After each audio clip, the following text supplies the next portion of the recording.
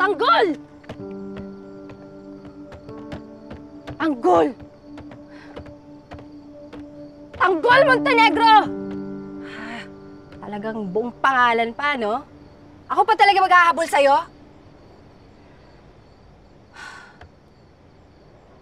Eto na, sorry! Sorry, pasensya ka na. Pasensya kung hindi maganda yung pinakita ko sa'yo kanina. Kung umalis ka, kinausap ako ng lola at tatay ko. May punto naman sila.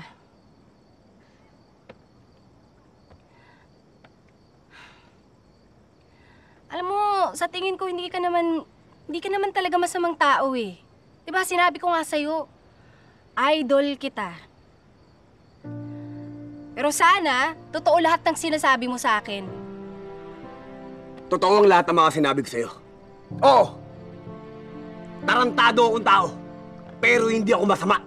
At lahat ng mga sinabi ko tungkol sa mga gerero, totoo yun! Dahil kapag nanatili ang mga gerero sa City Hall, patuloy lang na maghihirap ang mga tao dito sa Maynila. Tama ka! Tama ka! Naging biktima din ng mga gerero ang tatay ko. At nakikita ko yun. Nakikita ko kung paano nila pinagagalaw ang mga tao sa presinto namin.